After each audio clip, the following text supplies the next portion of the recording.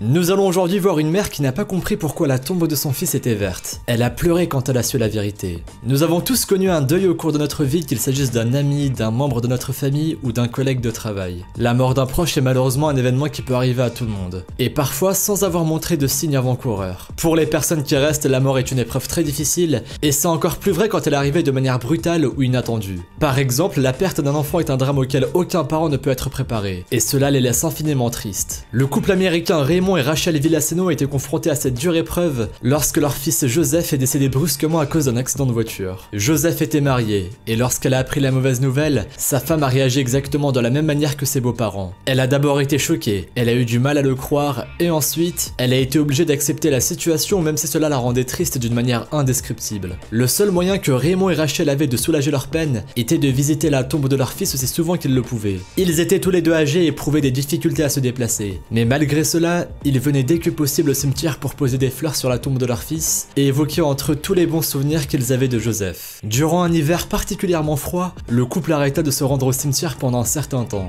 Ils se faisaient vieux et n'avaient plus la force de sortir par de telles températures. Mais cela ne les empêcha pas de continuer à penser tous les jours à leur fils. Dès le retour des beaux jours cette année-là, ils se rendirent sur sa tombe pour apporter des fleurs. Et ce qu'ils virent les laissa muets de surprise. L'herbe qui tapissait le sol du cimetière avait séché durant l'hiver et elle était à présent entièrement marron. Le printemps venait tout juste de commencer et l'herbe n'avait pas eu le temps de retrouver sa couleur verte et son éclat. Sauf à un seul endroit précis du cimetière. Et c'était tout autour de la tombe de Joseph. Les parents n'en ont pas cru leurs yeux. Ils ont commencé à se poser des questions. Pourquoi l'herbe était-elle verte justement pile à l'endroit où était enterré leur fils, mais pas autour des autres tombes? S'agissait-il d'un miracle ou d'un signe divin? Ils ont enfin eu la réponse à leurs questions lorsqu'ils ont rencontré un homme du nom de Jake Rissig. Jake visitait le cimetière tous les jours depuis la mort de sa femme Betty, alors que celle-ci avait 65 ans. Il n'avait jamais vraiment réussi à faire son deuil et on peut comprendre pourquoi. Il aimait sa femme et avait vécu à ses côtés durant tellement d'années que son absence était visible partout, à toute heure de la journée. Lorsque Jake vivait avec Betty, il avait pris l'habitude de lui acheter une rose par jour afin de lui prouver son amour. Il avait été dévasté par la mort de sa femme, mais il n'avait pas laissé tomber cette habitude. Au contraire, chaque jour il venait poser une rose sur la tombe de sa femme.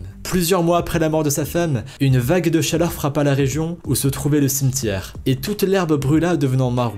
Jake ne pouvait pas supporter de voir la tombe de sa femme dans un tel environnement. Il décida donc de venir arroser l'herbe autour de sa tombe tous les jours. C'est donc ce qu'il fit, et rapidement l'herbe autour de la tombe de Betty était redevenue verte et éclatante.